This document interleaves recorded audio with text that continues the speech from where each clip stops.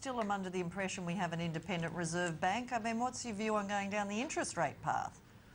Well, you're certainly right, Jen. We very much are meant to have an independent Reserve Bank, and there's an argument that while a lot of homeowners, and especially those on floating rates, so don't like interest rates going up, there are certainly elements to the population who do benefit from higher rates. Those pensioners on fixed incomes, for example, or others relying on superannuation benefits. And there's a story about in the US how low interest rates over there are really harming companies that have defined benefits superannuation plans in our parlance. So low interest rates aren't always a good thing for everyone. But Adam, isn't the big worry here that if the Reserve raises interest rates, it's a sign of a good, strong economy, but terrible for Julia Gillard? But if they don't, it's a real sign how worried they are about what's coming to hit us, isn't it? Right, exactly. It's the old catch-22. And I guess my views on the property market are very much that exactly. If interest rates go up, property market will struggle, obviously, because it's so correlated. But if interest rates are forced to go down, that's because there's most likely a liquidity crisis like we saw in 08. So if you look at it that way, it is a lose-lose. Almost when interest rates stay put. Malcolm, just before we go to the break, from a political point of view, dangerous territory to be guaranteeing low interest rates, or does he have to do it because it's populist? Well, dangerous territory, yeah. I wouldn't go down that path. Too late he has. We've got to take a short break there. Bit of a lighter area. Originally, before the election was called, Malcolm, I wanted to talk to you about the Hawke-Keating stoush, which has been a bit overshadowed. Then I thought it might be irrelevant, but huge numbers for the Hawke telly movie and his interview. What do you make of all this revisionist 80s history? Well, I suppose it's interesting to people like myself as an old journalist and an industrial writer for The Australian before I became political editor of The Australian. I was at the ALP conference in Perth in 1977 when Hawke exploded, and I was at the ALP conference in Adelaide in 1979 when he did his block, which was shown very graphically in that series, and they didn't leave much out except for one word they bleeped out, which obviously... Are you surprised at the interest in it, though? I mean, and last week, all this, as I said, it's where else in the world would you have front-page stories about who was said on what on the deregulation of the dollar? Well, yes, but I mean, it very handily, it has come up at a time when the political backstabbing and assassinations are up there at the front of the queue, so it's given it some pertinence. If it had just happened on a quiet day, probably it wouldn't have got the same attention. Well, there you go. You've seen a lot of this. You saw Hawke, knife Hayden, we've seen Keating-Hawke. How does the Rudd-Gillard one compare in your history of assassinations? Well, with the Hawke-Keating thing, that was a slow train coming. I think with the Rudd-Gillard exercise, it was, you could see it coming, but the whole thing was compressed into a much shorter time frame. I've got absolutely no doubt that that what brought Rudd's execution on very quickly was when, in the middle of the mining tax issue, which was getting worse and worse, he came out and said this could take weeks or months to resolve. That's when they decided death was the only solution. Adam, I can't resist the Hawke-Keating one. Now, obviously, you're a lot younger than Malcolm, I'll put it bluntly.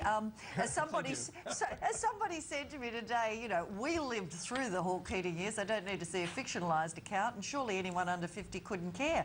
In fact, apparently the Twitterverse is going mad about it. It was the second most twittered topic last night.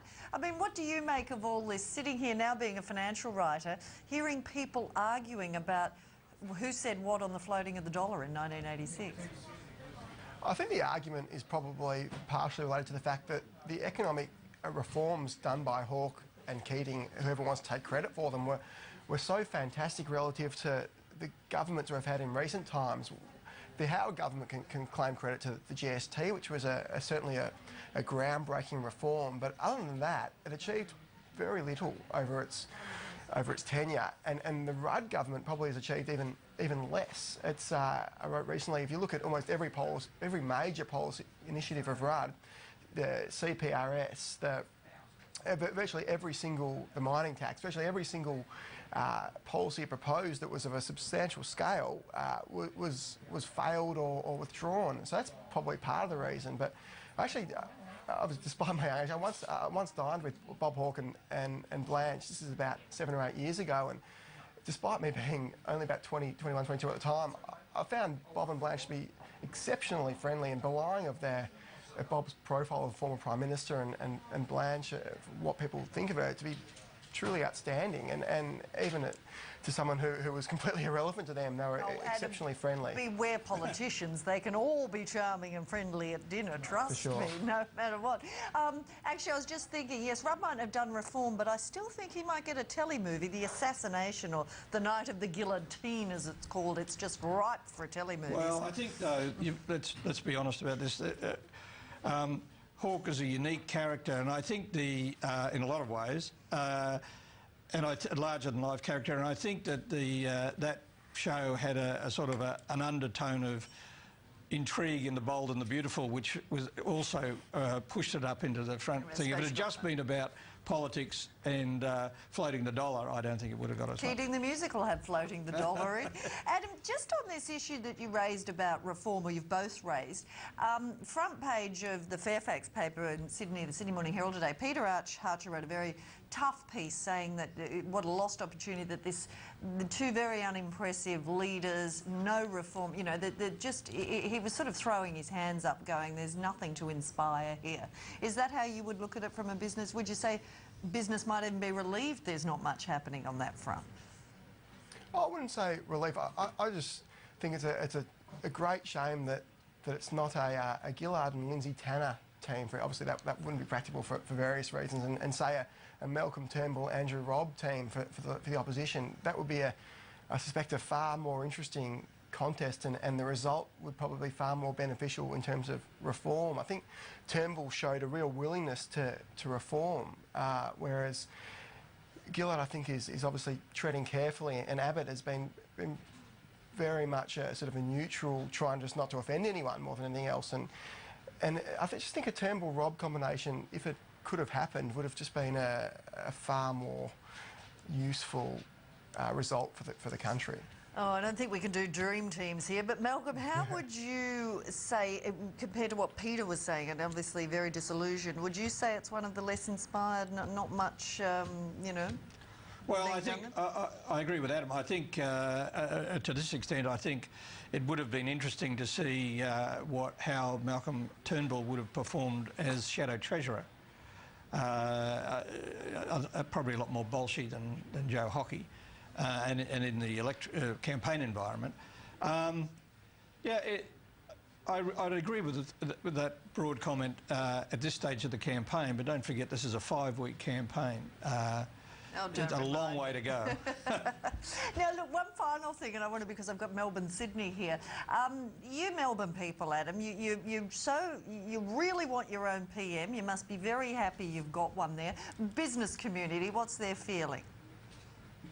I don't know if that's... I don't know if the Melbourne business communities necessarily embrace Julie Gillard as their own exactly. I think she's an Adelaide girl originally and worked at Slater and Gordon, which aren't exactly a business-friendly law firm. So I don't know if parochialism extends that far, to be honest. So you mean not like the Queenslanders who are obsessed about Kevin Rudd?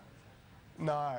So obviously Rudd and Swan as well. So I think. I think the Melbourne business community still would be certainly backing Abbott, notwithstanding his Sydney origins there. OK, I'm going to ask you, because that's what we do on these shows. After day one, just a quick answer. Can the Libs still come back from this, Adam? I think it'd be pretty tough for the Liberals from here. And Malcolm, the Sage, what do you say? I think it will depend a lot. At the moment, it's a hard call. I think it'll depend. The Liberals' chances will be enhanced if Labor makes some serious mistakes, rather than if the Liberals just continue going the way they're going. I think Labor's got to fall over to a certain extent. Okay, well, that is only day one, and it was a horrible thing to ask, but we have to. Gentlemen, we have to leave it there. Thanks very much for your time tonight. Joining me was Adam Schwab, who you can read on Crikey, and his excellent book, Pigs in the Trough, and Pigs at the Trough, and Malcolm Collis, whose column appears Tuesdays in the Australian newspaper.